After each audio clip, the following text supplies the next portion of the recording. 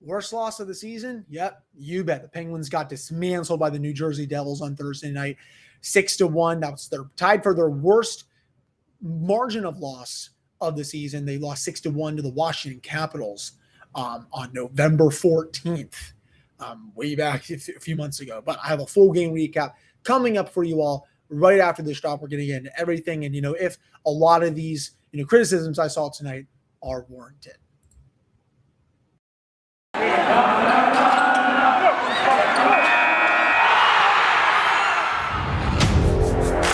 You're Locked On Penguins, your daily podcast on the Pittsburgh Penguins, part of the Locked On Podcast Network, your team every day.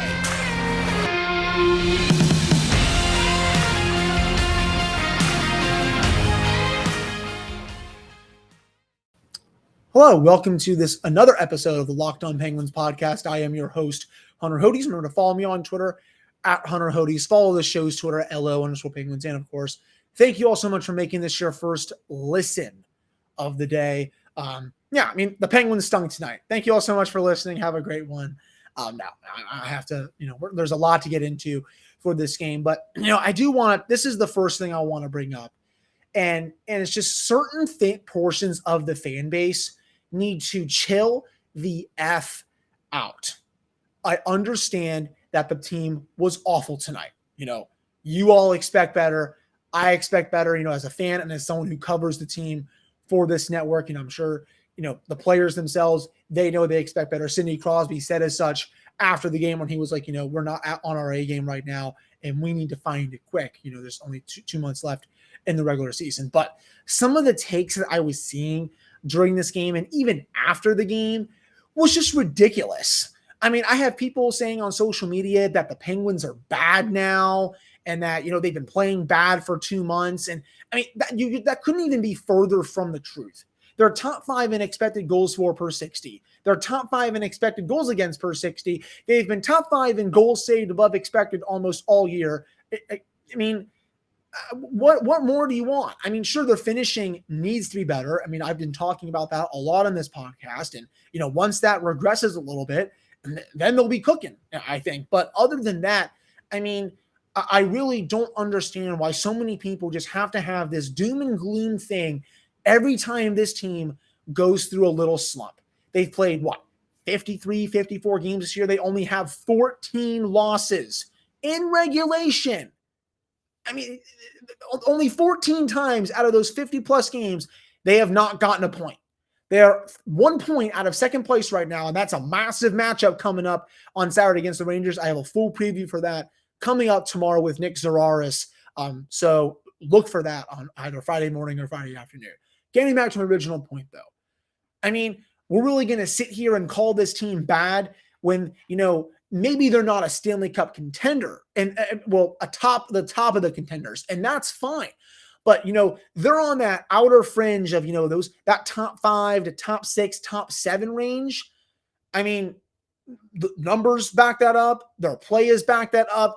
For people that are saying they haven't played well for 2 months, I don't know I think we're watching 2 different teams.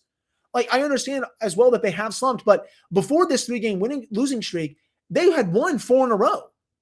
There was a time where they had won basically 16 of their last 20 games, heck, even 16 of their last 21 games or something like that. And we're going to sit here and say that they haven't played a good game or something since mid-January or even, the last 3 to 4 weeks. I just don't understand this. And, it's the same kind of people that I see on social media and other places where it's like, you got to act like you've been here before. I mean, this is an 82-game regular season.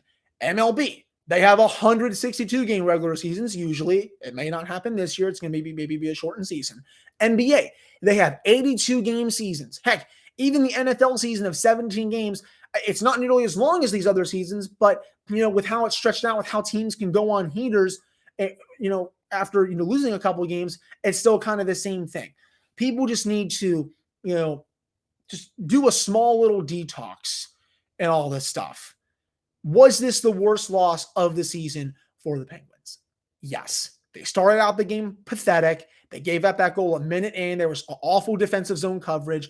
A couple minutes later, it's 2-0. A couple minutes later after that, it's 3-0. They gave up 3 goals in a span of 6 minutes and 44 seconds tonight to one of the worst teams in the league. Point blank. That's awful. It's unacceptable. That's not Penguins hockey. I know for the fans that went to the game, I feel bad that you bought tickets for that. But you know what? At the end of the day, it is also a Thursday night game in February. This team also has a 15-point lead over the Columbus Blue Jackets for the ninth place. I mean, I really don't know why people just have to be doom and gloom about sports all the time. Maybe that was cool to do when you were 14, 15, 16 years old. And I know we're in a results, business here, but, teams go through the crapper every once in a while. It's not going to be sunshine and roses from October all the way to April. That is not how any sport works for any freaking team. And, the Penguins had that beautiful high, late November where they started playing well, all through December. Parts of January, they were really good. They went on a little bit of a slump after that. They regained their form going into last week's game against Toronto. They had won 4 in a row. They were in first place. That Carolina game was huge, and they played pretty well for about a little over half that game before, their mistakes caught up to them. And then tonight, it all just discombobulated because the team got off to another bad start. And yes, that is becoming a problem. That's now a couple consecutive games where the team just looks flat for whatever reason. I don't know why. I think Mike Sullivan is going to have some words for them to practice on Friday about that. I think they're hopefully going to come out guns a-blazing on Saturday against the Rangers because New York is now 1 point up on them. And they basically have played the same amount of games this year. I mean, that's a huge game for what very well could be a playoff preview a couple months down the line. But overall, just, with this first segment, I wanted to just take the time to just, calm everyone down a bit, give some people, some peace and zen. The way some people were talking about the team tonight that I saw, you'd think that they were right around where the Montreal Canadiens are. Last place in the NHL. Hell, even the Arizona Coyotes for that matter. This team is one of the 5 to 7 best teams in hockey. Do they have issues? Yes. I'm going to get to those issues coming up in the next segment from what I saw tonight, what needs to change moving forward. Do they need to change some lines or defensive combinations and all that jazz, Tristan Jarry stuff. Now, again, I'm going to get to all of that. But overall, I know how good this team is. Anyone saying that they're bad, you're lying out of your butt. And it's just, you're reaching for engagement. You're trying to use hot takes. And, I'm not going to do that on this podcast. I am not someone who just throws stuff at a wall and hope it sticks. I try to be as objective as I can be. I know a lot of you that listen to this podcast have been through numerous 82-game regular seasons. I know, and I kind of joke about it sometimes, I'm a little bit on the younger side. I haven't, been through obviously as many as some of the listeners, but I feel like I know enough to know that, sometimes the team doesn't have it. The team is struggling, but, I think at the end of the day, a good team figures this out. And I know how good the Penguins are. And once they do, everything is going to be okay. The Capitals also lost tonight. That was massive. They have a 5-point lead on them. Boston didn't play tonight. That's fine too. Again, this team, for the most part, is fine, though they are missing a couple of very important players right now, especially in Teddy Blueger and Jason Zucker. Blueger more so. He wasn't ready to come back tonight. Hopefully, maybe he'll be ready to come back later this weekend. But I just really had to take the time to just, hopefully try to calm you all down after this game. This is what happens for every team every year in sports. There's times where they don't have it and they play like crap. Tonight was one of those nights. It was an unacceptable performance. They don't have to see this team for the rest of the year. Now they can actually have a massive game coming up now against the Rangers where, if they lose that game, they're now 3 points behind. And, even a 3-point deficit is sometimes decently hard to make up. These are the games, especially against the playoff teams, that you want to win. So Had to talk about that to open up this podcast. Coming up in the next segment, we are going to go into what went wrong for the Penguins tonight, if they need to make some changes, lineup wise and all that stuff. But before we get to that, football might be over for this season, but basketball is in full steam from both pro and college hoops. From all the latest odds, totals, play, performance prompts to where the next fired coach is going to land, BetOnline.net is the number one spot for all of your sports betting needs. BetOnline remains the best spot for all of your sports scores, podcasts, and news this season. You can head to the website today or use your mobile device to learn more about the trends and action. That is BetOnline, where the game starts. All right, welcome back to this episode of the Locked On Penguins podcast. I am your host, Hunter Hodes. Remember to follow me on Twitter at Hunter Hodes. Follow the show's Twitter at LO_Penguins. And of course, thank you all so much for making this your first listen of the day. Okay, so what went wrong for the Penguins tonight? I think it was mainly, I'm not going to really blame Tristan Jarry for this. I think he could have been better in some areas, but I also mainly think that the defense and the forwards left him out to dry on basically every goal. Marcus Pettersson had a couple really egregious turnovers that resulted in a goal. Evan Rodrigues fired a pass to no one for no particular reason. It gets intercepted by New Jersey. There's another one that's in the back of the net. It was just really sloppy defensive play. And I know that's been coming up a lot these last 3 games. Don't get me wrong. The team's defensive play needs work. It's bad. They got to clean up what they're doing in front of the net. They're not making good decisions in their defensive zone. That needs to be better. I'm sure Mike Sullivan is going to get on them for that, just at practice on Friday. But, I really think that, that's where their big issues have been during this mini slump. Again, Pettersson, I think, was a -4 tonight. And, I'm not someone to look at plus minus as the end all be all. I hardly even use it on this podcast. But when you are a -4, you're doing something bad.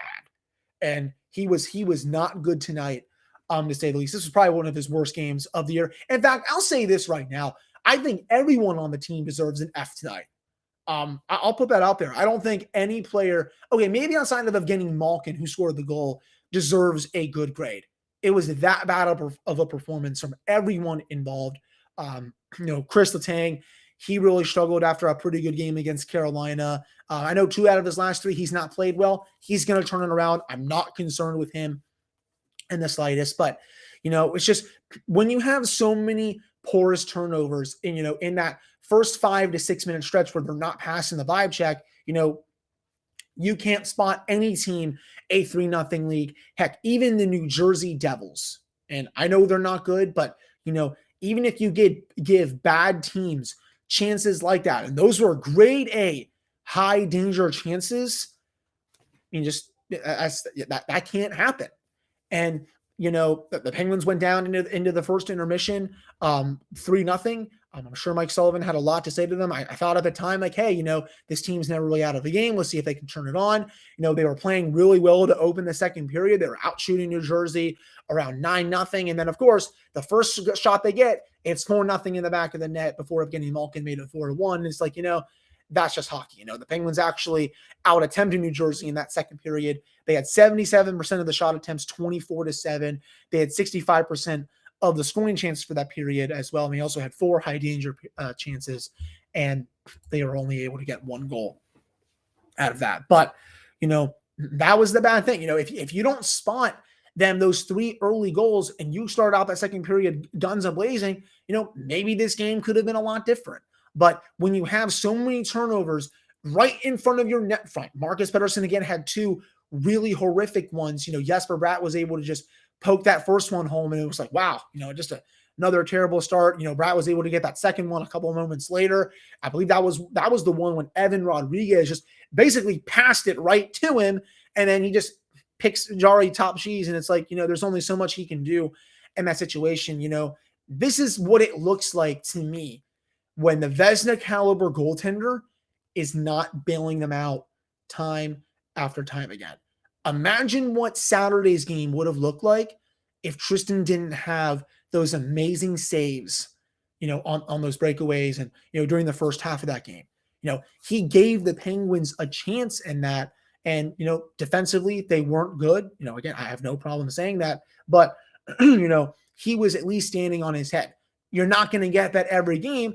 And the Penguins learned that the hard way tonight. He was, less than average. I'll say that, you give up 5 goals. You're not getting a good grade from me. Again, I know most of them he really had no chance on because it was just really bad defensive errors. But, in a perfect world, he would have hopefully come up with at least 2 or 3 of them. But that didn't happen. Now, in terms of, I've seen this take thrown around as well. Well, the Penguins should have to change up the defensive pairings. Okay. What would you choose then? I mean, I know Chris Letang's had a couple, porous outings these last two of these last 3 games in this 3-game losing streak. Brian Dumoulin wasn't that good, against Carolina. But who are you going to elevate in Dumoulin's spot? Do you want to give Mike Matheson those minutes? We've seen what happens when he does get those minutes, and it wasn't pretty. I know he's playing better this year, but I mean, I don't see that. Okay, Pettersson and Marino tonight. That was probably their worst pairing. They had probably their worst games of the season. Do you move Marino down to the bottom pairing with Chad Riedel? Probably not. I don't think. Do you move Riedel up to the second pairing? I mean, I don't think so. These people that keep saying, well, you got to change something in the lineup. You got to change something in the lineup. What other defenseman do you want them to put in? I mean, Mark Friedman, he's a perfectly fine number 7, but who are you going to scratch? I keep seeing this take as well that, Mike Sullivan's not healthy scratching anyone or anything like that. Defensively, I don't really know who you want him to healthy scratch.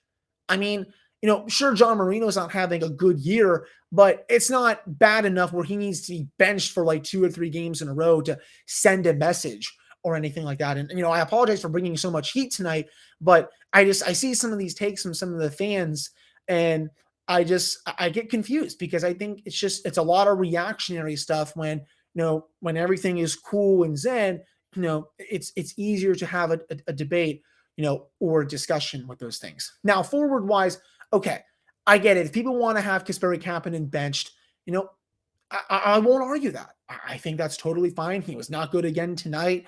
A couple more times where he gets into the offensive zone, and then button hooks back, tries to pass it, no one's there, Devils are off the other way. And it's just like, well, if I had a nickel for every time that happened, I'd probably have $5,000 by now. But until Teddy Bluger or Jason Zucker come back, he's probably going to have to stay in the lineup. And I know the answer is not for him to be on Evgeny Malkin's line, which is another reason why this team has to go out, I think, and get a top 6 winger for him. And I don't really care what they pay at this point. They need another scorer. But the fact of the matter is, I will agree with this. They have too many passengers in their lineup right now. Brock McGinn, he's played really good this year, though he only has, 1 goal in his last 10, 11 to 12 games? That's not good enough. And I know part of that is probably not having Teddy Bluger as a center. I get it. But you still got to produce offense even without one player on your line. He had some grade A chances tonight. I think he's just stuck in a rut right now. Hopefully he's going to, pot a couple here moving forward. But, Carter, I shouldn't say he's really stuck in a rut, but, I would like to see more out of him. Rodrigues, I thought that last game against Carolina, he was starting to turn a corner. I still want to see more out of him. Denton Heinen, is the same. There's a lot of passengers, I think. And, if the team is able to go get a top 6 winger, I think that's going to take, a lot of pressure off of some of these other players. But, I'm fine with people saying to healthy scratch Kapanen. I don't really know who else you want them to healthy scratch at this point. They're still down 2 of their better players. And as I said on my Wednesday episode, everyone, this team is badly missing Teddy Bluger and Jason Zucker right now. They miss Zucker on the forecheck. They miss Bluger defensively on the PK. The Penguins gave up at least 2 power play goals tonight. The PK has just really struggled ever since he's gone out. And, Bluger brings that calming presence in the bottom 6, so responsible defensively, even can chip in offensively too. Zucker, I know he doesn't score enough for some people, but, again, he forechecks his butt off, and, he's a great playmaker, and he's good defensively. So I think these 2 losses are really affecting the team a lot more than some people think. But that'll do it for this segment of the Locked On Penguins podcast. Coming up in the next segment, we may go around the league a little bit, get to a couple of other things that I saw for this game as well. So stick around. Coming up for the last segment. All right, we're back here on this episode of the Locked On Penguins podcast. I am your host, Hunter Hodes. Remember to follow the show on Twitter at Hunter Hodes. Well, actually, I just screwed that up, and you know what? Whatever. Follow my Twitter at Hunter Hodes. Follow the show's Twitter at LO_Penguins. That is actually the first time I think I've screwed that up since I started the show. But you know what? We're gonna roll with it because you know that's just how we do it at this point. And you know, to back off my point about Tristan Jarry. Sometimes he bails them out, sometimes he doesn't. He gave up 5 goals tonight, but the expected goals against percentage was 1.26. And you know what? We have not seen a lot of that this season from Tristan. He's been awesome. He had a below average outing. Again, I'm not going to blame him for a lot of those goals because they were mostly self-inflicted wounds. They're going to have to clean up their net front area defense and just their defense as a whole. But, he didn't help the cause and he didn't give them much of a chance, as he was, you all know what I'm saying. He didn't give them as much of a chance as he did, against Carolina. That's for sure. And he's probably going to get the start against the Rangers. He's going to try, to bounce back from this outing. Obviously, so, DeSmith, I'm sure, is going to go on Sunday against Columbus, and the Blue Jackets have been playing really well tonight. They actually just took down the Panthers 6-3, which is pretty crazy to think about because, I did not see them scoring even close to 6 on Florida. But you know what? This is why I don't bet too much here, everyone. I would probably lose a lot more than I would win. The power play, I think, really continue to struggle tonight too. Just the zone entries, they were okay, but the puck movement was really bad. And, every time they would gain the zone, they would just fling it around. They would always be a New Jersey Devil right behind, the net, just send it out of the zone. It's just like, that's not good enough. You either got to rip it harder around the net and your forwards got to go chase it, or you just got to, come into the offensive zone, stop a little bit and then, just set everything up, make sure Letang's at the point, and then, go through the motions, get your looks and all that. But, tonight I just saw too many, I guess, slow passes around, the net. And, it was just easy pickings for New Jersey. They were also pressuring the Penguins skaters pretty heavily, when Pittsburgh had their power plays. So I think maybe that had something to do with it as well. But, I mean, at the end of the day, I think the power play still needs a bit of work. That's for sure. As I said, the Capitals lost tonight. That's huge. The Penguins are still 5 points up on Washington. They don't play them until April. So it's going to be hard, I think, for Washington to gain a lot of ground if they continue to struggle. And if the Penguins, end up turning it around, moving forward a little bit here. Again, I honestly don't have too much more to say about this game other than, just bring it down here. I'm not going to say that, the team is bad or anything. I know they're playing bad and I know they're in a slump, but I know how good this team is. And we've seen it for most of the season. Good teams figure it out. I know they will because I know how much they respect and care for Mike Sullivan. He has his footprints all over this team. And hopefully they will bounce back in a big way on Saturday against the New York Rangers in one of their biggest games of the season. I know it's at home. The Penguins have not had that good of a home record this year, which is kind of surprising because these last 2 years they've been one of the best teams at home. But, if there ever was a time to, show off home ice advantage, I think this would be the one for sure. But that'll do it for this episode of the Locked On Penguins podcast. Thank you all so much for listening to this. I know I had a bit of a rant in the beginning, and I know maybe some people aren't used to me being, frustrated or, a bit flustered or that kind of stuff. But I just had to send a message to, some of the fans that, maybe all you that listen to this podcast and, everyone out there by saying, you know what? It's one game. It's a Thursday night at the end of February. There's still 2 months left. Let's see how they look a week or two from now. And you know what? If they're continuing to struggle, I'll have a different take. That's for sure. But right now, I'm laying in this bed. We'll see if I have to just, we'll see, I guess is what I'm trying to say, But again, that'll do it for this one. Thank you all so much for listening to this episode of the Locked On Penguins podcast. I'll be back with you all on Friday with Nick Zararis. We have a full preview of that game against the Rangers on Saturday. And then on Monday, I will have a full game recap for the Rangers and the Blue Jackets game, because of course the Penguins play Columbus for the second and last time this season, unless by some miracle Columbus gets into the playoffs. But that'll do it. Thank you all so much for listening, and I'll be back with you all for Friday.